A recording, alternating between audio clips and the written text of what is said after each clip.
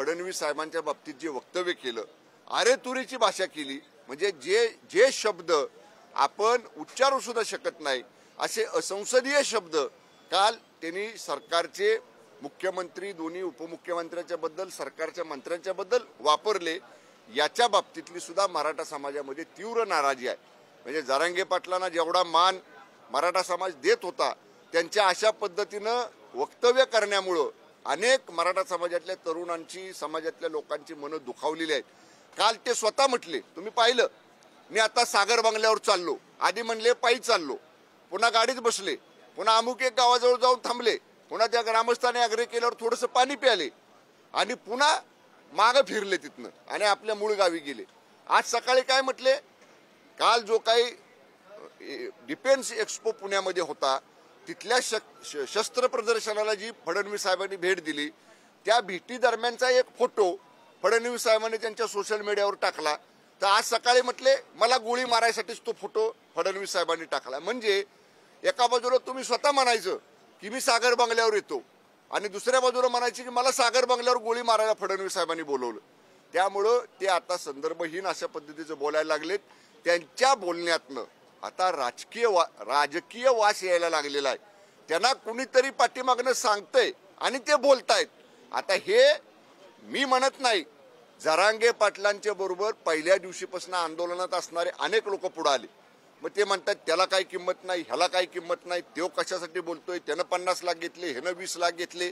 म्हणजे तुमच्या बरोबर होते तेव्हा चांगले, तेव्हा आंदोलक, आणि तुमचं सत्य त्यांनी बाहेर काढलं की तुम्ही त्यांना नावं ठेवताय, हे बरोबर नाही।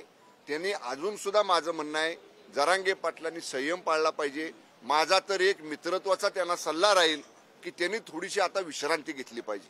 सततच्या आंदोलनामुळं, उपोषणामुळं त्यांना प्रकृतीला थोडासा आराम मिळला पाहिजे। म्हणून त्यांनी शांत डोक्यानं, शांत पद्धतीनं त्यांनी विश्रांती घ्यावी। आणि सरकार केव्हाही चर्चेला कुणाबरोबरही चर्चा करायला सरकार तयार आहे। त्यामुळे त्यांचं काय म्हणणं असेल, सगळे सोयऱ्यांबाबतीत असेल, आरक्षणाबाबतीत असेल, इतर कुठला असेल, यावं सरकारशी चर्चा करावी। सरकारची चर्चेची दारं खुली आहेत। फडणवीस एका विशिष्ट समाजाच्या टार्गेट केलं जातंय अशी सुद्धा एक टीका होते, याकडे कसं पाहता? नाही, हे बघा, सरकारचे फडणवीस साहेब हे उपमुख्यमंत्री आहेत आणि आमचे नेते आहेत, आमच्या महायुती सरकारचे ते नेते आहेत।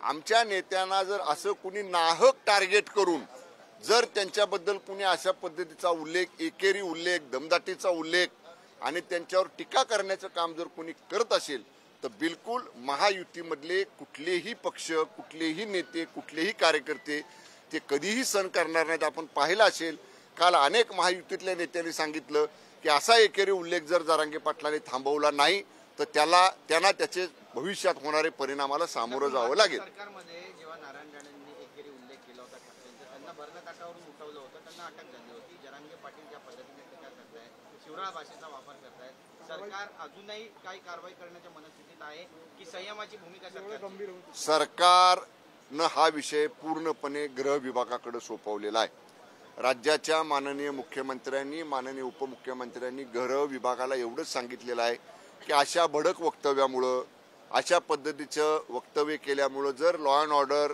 राज्यात निर्माण होत असेल, संविधानिक पदावर, उपमुख्यमंत्री पदासारख्या, गृहमंत्री पदासारख्या संविधानिक पदावर बसलेल्या नेत्याचा अशा पद्धतीचं वक्तव्य करून अवमान केला जात असेल तर कायद्याचं काम करेल, पोलिसांचं काम करतील, त्यांची सगळी वक्तव्य तपासली जातील, त्यांच्या सगळ्या वक्तव्यांची चौकशी केली जाईल आणि निश्चितपणे कायदा सुव्यवस्था अबाधित राखण्यासाठी जे करावं लागेल ते आमचे पोलीस निश्चितपणाने करतील।